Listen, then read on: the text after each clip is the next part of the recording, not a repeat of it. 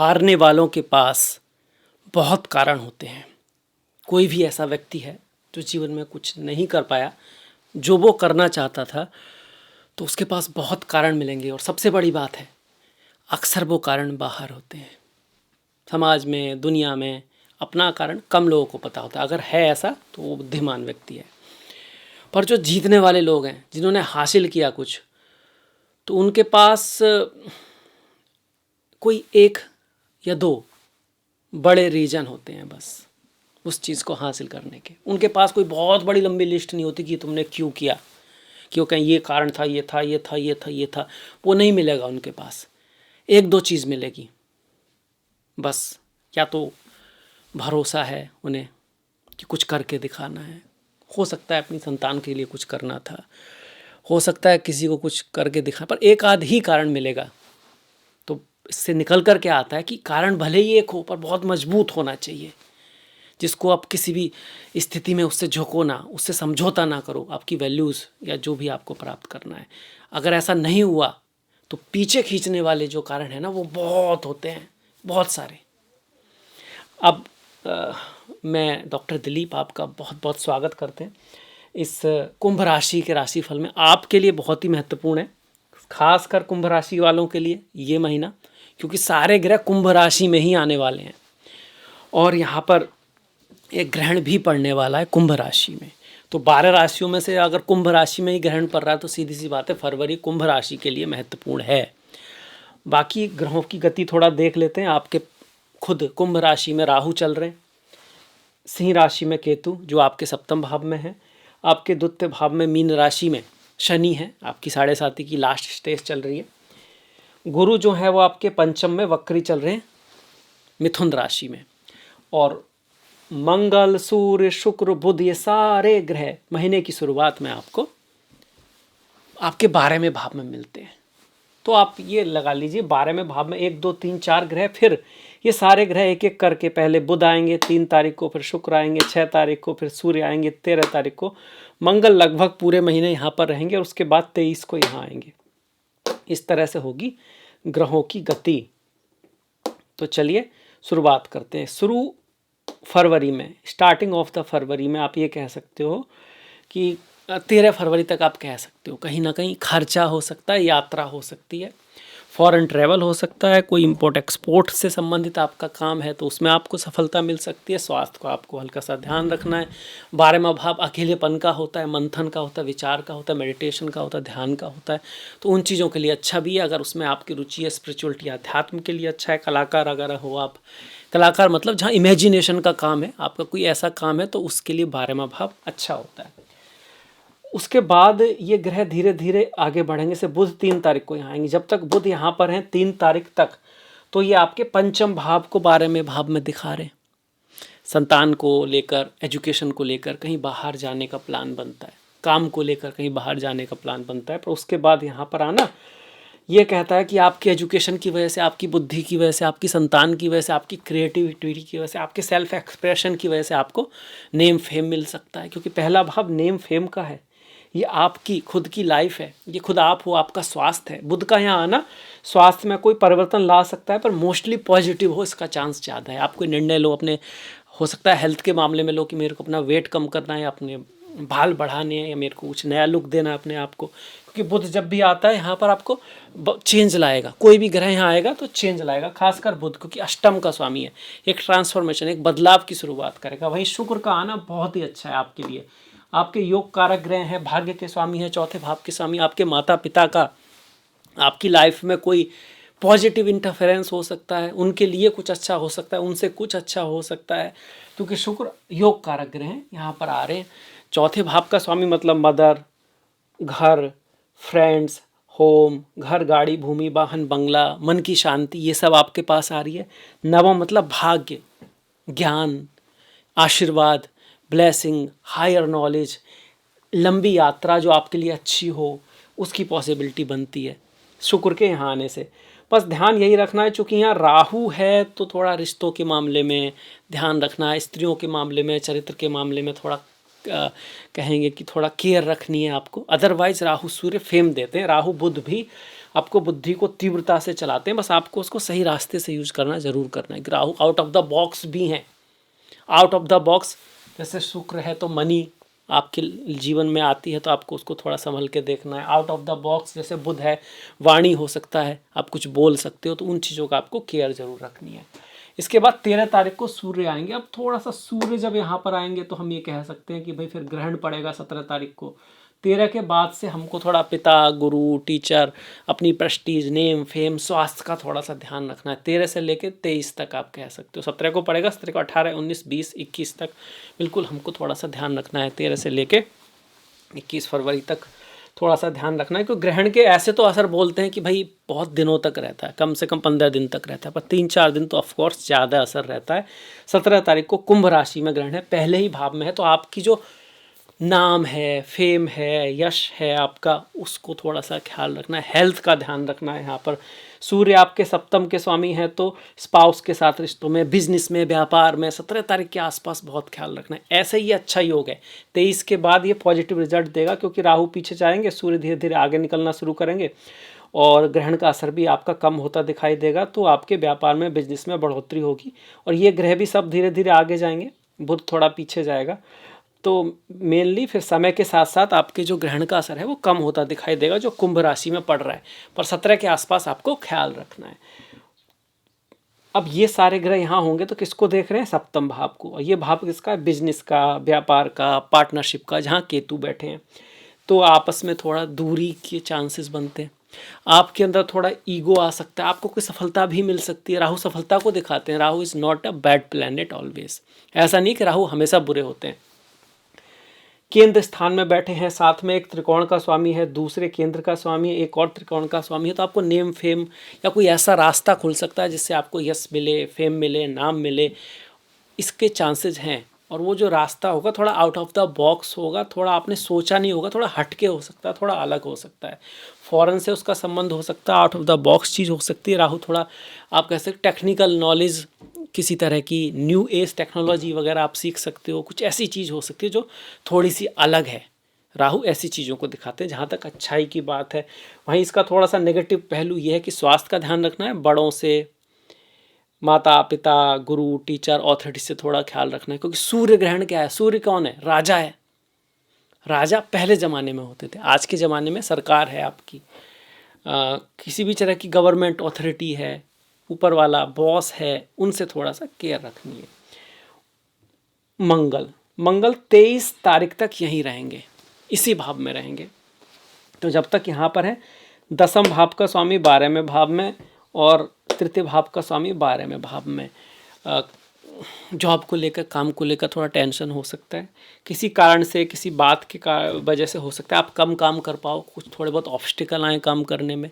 काम को लेकर कोई यात्रा, ट्रैवल हो, आपके छोटे भाई की लाइफ में या छोटे भाई के ऊपर कुछ पैसा वैसा खर्च हो, ये भी। तो तीसरे भाव का स्वामी 12 में जा रहा है, तीसरा का लॉस में जा रहा है ना। कई बार होता है आपके एफर्ट और मेहनत, आपने किसी चीज़ के ऊपर बहुत मेहनत की, बहुत एफर्ट की, उसका कुछ खास रिजल्ट नहीं आया।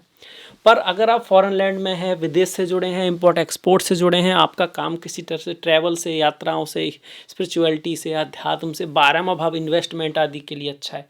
आप अपने काम को, अपने कर्मों को इन्वेस्ट करोगे कहीं पे, इसका रिजल्ट आपको बाद में मिलेगा, एकदम से ना मिले, इसकी पॉसिबिलिटी है। मंगल 12वें भाव में आते हैं तो अपने पति पत्नी से दूरी भी बनाते हैं। 12वां भाव सया सुख का भाव है, पति पत्नी का भाव है, वहाँ मंगल आते हैं तो थोड़ा सा सेपरेटिव प्लैनेट है, अग्नि वाले प्लैनेट हैं। और ये भाव तो प्रेम का है, तो अग्नि का वहाँ क्या काम। तो उस सेंस में आप कहोगे थोड़ा सा नेगेटिव है। मतलब अपने पति पत्नी के बीच में रिश्तों को बना के रखें, कोई बात है तो उसको समझें। जब तक आप उनको नहीं समझेंगे तो आपको वो क्यों समझें। अगर आपको कोई बात आती भी है, आप सही भी हो, पर अगर आप उस तरह से नहीं बता रहे कि अगला व्यक्ति समझ पाए, तो वो कैसे समझेगा। अगर कोई बच्चा है तो उसको बच्चे की लैंग्वेज में ही समझाना पड़ेगा। आपको नहीं यार, लैंग्वेज तो इंटेलिजेंट वाली ही सही है, अलजेब्रा ही है बताना है, और उसको ABCD नहीं आती, तो क्या होगा? कुछ भी नहीं होगा। वो आपको नहीं समझ पाएगा या समझ पाएगी, आप उसको नहीं समझ पाओगे। तो जो जिस भाषा में समझाया जा सकता है उसी में समझाना चाहिए, ना कि जो सही है एकदम एग्जैक्ट। वहाँ तक पहुँचते पहुँचते समय लगेगा उस व्यक्ति को, और शायद आपको भी उसको साथ में लेके जाना होगा अगर आप उसको समझाना चाहते हो तो।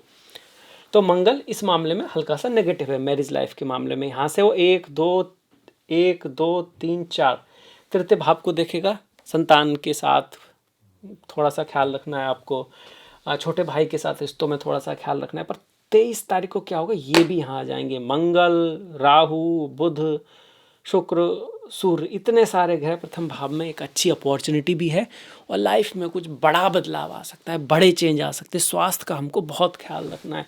मंगल और राहु मिलेंगे तो करियर के पॉइंट ऑफ व्यू से अच्छा भी बहुत कुछ दे सकते हैं। नाम, यश, फेम कुछ मिल सकता है। पहला भाव आपका भविष्य है, पहला भाव आपका जीवन है।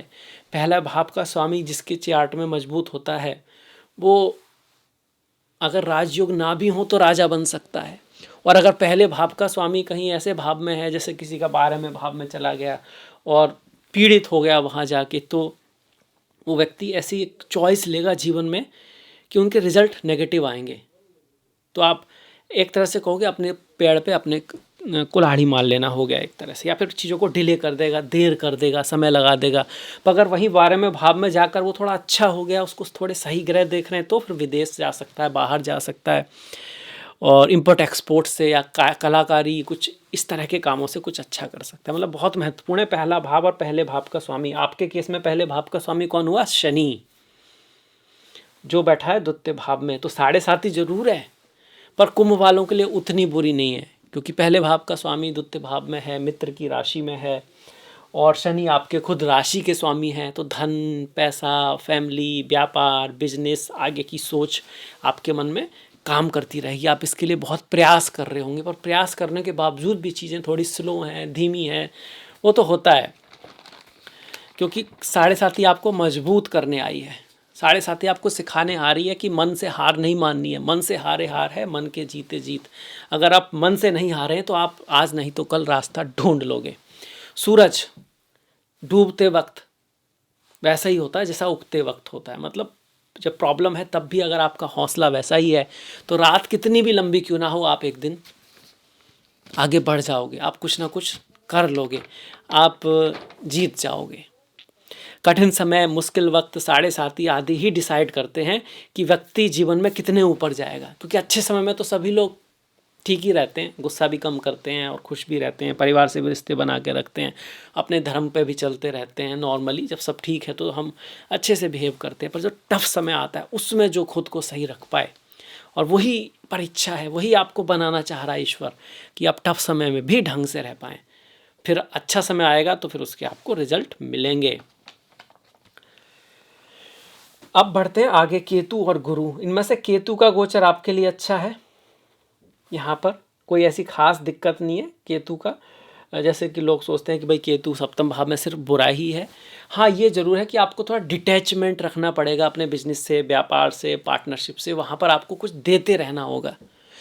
जैसे बोलते हैं ना, वहाँ पर समर्पण करना, वहाँ पर अपने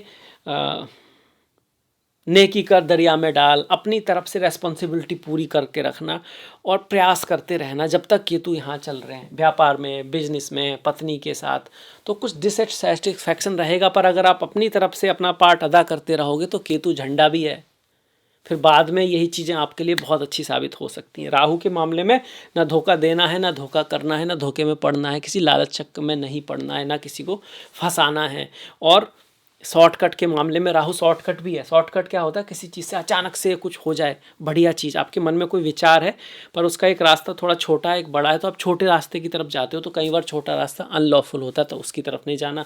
पर अगर छोटा रास्ता लॉफुल है, जैसे कि टेक्नोलॉजी का इस्तेमाल करना, न्यू चीज़ों को सीखना, नई डिग्री को अचीव करना, एम्बिशन के लिए कहीं ना कहीं आपको कोई सही चीज़ को, नई चीज़ को सीखना, आउट ऑफ वर्क चीज़ को सीखना, तो उसमें राहु आपकी हेल्प करने वाले हैं। थोड़ा बहुत कन्फ्यूजन राहु रखेंगे। वहीं गुरु तृतीय भाव में संतान सुख दे सकते हैं। आपके जीवन में आप संतान आ सकती है, पिता से रिश्तों को सुधारेंगे, लाभ को भी आपको बना के रखेंगे, आपको बुद्धि भी ध्यान, मतलब बुद्धि में भी हेल्प करेंगे। आपको समझ में आएगा कि आपको क्या करना है, क्या नहीं करना है। पर गुरु वक्री हैं। धन के मामले में कोई भी बहुत बड़ा निर्णय नहीं लेना है, नया निर्णय, जैसे कि भाई कोई नया बिजनेस शुरू कर दिया, कोई नई चीज़ करने से पहले 2-3 बार सोच के करना है। एक दूसरी बात, चीज़ों को धन के मामले में, भाग्य के मामले में चीज़ों को पहले जैसे बोलते हैं, जैसे कोई गाड़ी है बहुत स्पीड से चल रही है, तो एक समय के बाद उसका रुकना ज़रूरी है आगे चलने के लिए, क्योंकि अगर वो नहीं रुकी तो गाड़ी में आग लग जाएगी। अगर वो चलती रहेगी तो आग लग जाएगी, रुकेगी तो फिर आगे ज़्यादा जा पाएगी। तो वक्री वही स्थिति है जो कहती है ठहरो, रुको, थोड़ा आराम कर लो, थोड़ा रेस्ट कर लो, अपनी चीज़ों को थोड़ा मजबूत कर लो। ज़माना बदल रहा है, ज़माने के हिसाब से अपग्रेड कर लो, कोई डिग्री ले लो, कुछ सीख लो, कुछ सोचो कि आगे इस तरह से चल भी पाओगे या नहीं। फिर 11 मार्च के बाद फिर जब गुरु वक्री होंगे तो फिर थोड़ा बेटर स्थिति आएगी। तो ये हमको थोड़ा सा ध्यान रखना है। वैसे गुरु का गोचर आपके लिए पॉजिटिव है। शनि की 7.5 होते हुए भी अगर आपके शनि स्ट्रांग हैं, शनि चंद्रमा को नहीं देख रहे हैं, राहु केतु आपकी कुंडली में आपकी स्थिति अच्छी है, तो ये 7.5 धीरे धीरे आपको ऊपर लेकर जाएगी। मेहनत रहेगी, ऑब्स्टिकल रहेंगे, पर धीरे धीरे चीज़ें बेटर होंगी, बढ़िया होंगी। अगर ऐसा नहीं है तो फिर थोड़ा संभलने की आवश्यकता है, थोड़ा कष्ट भी दे सकती है 7.5। ऐसे में अगर शनि कमज़ोर हैं, चंद्रमा कमज़ोर हैं, राहु केतु की स्थिति थोड़ी ठीक नहीं है, तो फिर हमको थोड़ा ख्याल रखना है। एज ए रेमेडी, एक तो धर्म के पाथ पे चलना, क्योंकि शनि न्याय के देवता हैं। अपने से बड़ों बुजुर्गों की, अपने परिवार में जो बुजुर्ग हैं पहले उनकी सेवा जो आप कर सकते हैं अपने मन से वो करें।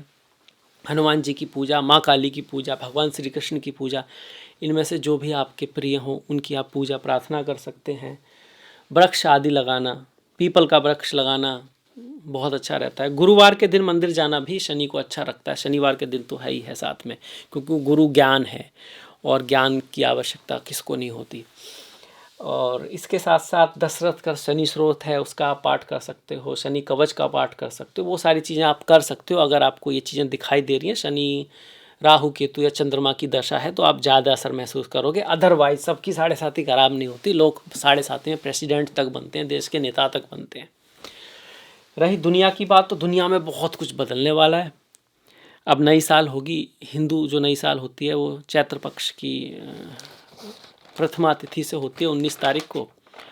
उस दिन सूर्य चंद्र आदि जो हैं मीन राशि में रहने वाले हैं, तो ग्रहण के साथ शुरुआत हो रही है। वर्ल्ड लीडर के लिए जैसे मोदी जी हैं या कोई ट्रम्प है या कोई पुतिन है जो हैं, वहाँ पर कुछ किसी को कोई खतरा भी हो सकता है, किसी की सरकार भी जा सकती है, युद्ध वगैरह सब चलते रहेंगे। चीज़ें एकदम से अभी सुधरने वाली नहीं हैं 2030 तक। तो समय अगर वर्ल्ड लेवल पर देखा जाए तो उतार चढ़ाव वाला है। बहुत सारे लोगों की जान जा रही हैं, आपने सुना होगा। चाहे वो कुंभ का मेला है धर्म को लेकर, क्योंकि मीन राशि धर्म की भी राशि है। बाढ़ जल की भी राशि है आपकी। और आर्थिक जैसे मार्केट है वो अप डाउन रहने वाला है, ऊपर नीचे जाने वाला है। भारत की जो महादशा है वो भी थोड़ी सी चैलेंजिंग है शत्रुओं से, चाहे वो पाकिस्तान हो या कोई भी हो आसपास, जो मतलब ज्योतिष के आधार पर हम कह सकते हैं पड़ोसियों के साथ रिश्तों में उतार चढ़ाव रहने वाले हैं। उसका ध्यान हमें क्यों रखना है? क्योंकि भले ही हम कुंभ राशि के हों, हैं तो दुनिया में ही ना, तो ओवरऑल जो स्थिति है वो अनस्टेबिलिटी की तरफ ही चलती हुई दिखाई दे रही है। अब बढ़ जाते हैं त्योहारों के ऊपर। 15 तारीख की महाशिवरात्रि है, 1 तारीख की माघा पूर्णिमा है, 13 तारीख की विजया एकादशी है, 17 तारीख की आमालकी एकादशी है, 14 और 28 का प्रदोष व्रत है, 15 की शिवरात्रि है। चिदानंद रूपा शिवोहम शिवोहम। ये शिवरात्रि जो है महाशिवरात्रि है, इसका बड़ा महत्व है। जो भगवान शिव के भक्त हैं उसका बड़ा, आप कह सकते हो बड़े चाव से इसका इंतज़ार करते हैं, व्रत आदि रखते हैं, कथा आदि को पढ़ते हैं। तो और जो भगवान विष्णु के भक्त हैं वो मेनली विजया एकादशी, आमालिका एकादशी आदि का व्रत का पालन करते हैं। एकादशी का व्रत हिंदू धर्म के अलावा जैन, बुद्ध और धर्मों में भी मिलता है। इसका अर्थ है कि वो कुछ तो है तिथि में। 5 तारीख की संकष्टी है, 17 की फाल्गुन अमावस्या है और 13 तारीख की कुंभ राशि में सूर्य का प्रवेश हो जाएगा। सूर्य जो है कुंभ राशि में जाएंगे। कुंभ राशि जो आपके प्रथम भाव में पड़ती है, तो बहुत महत्वपूर्ण है ये महीना आपके लिए। तो सूर्य यहाँ आ रहे हैं, शुक्र आ रहे हैं, बुध आ रहे हैं, मंगल आ रहे हैं, राहु आ रहे हैं, ग्रहण भी पड़ रहा है। ग्रहण हमेशा खराब हो जरूरी नहीं, पर ग्रहण ये जरूर कहता है कि थोड़ा सोच के चलना है, थोड़ा अवेयर रहना है, एकदम से कुछ बहुत नया नहीं करना है। इन सब चीज़ों को खासकर 17 तारीख के आसपास। इसी के साथ मैं आपसे विदा लेता हूँ। आपने देखा समय दिया, जो कि समय बहुत महत्वपूर्ण है जीवन में, उसके लिए आपका बहुत बहुत धन्यवाद। अगर आपको अच्छा लगा है तो लाइक, शेयर, सब्सक्राइब आदि कर सकते हैं, अगर नहीं किया है तो। आपसे मुलाकात होगी नेक्स्ट वीडियो में। नमस्कार।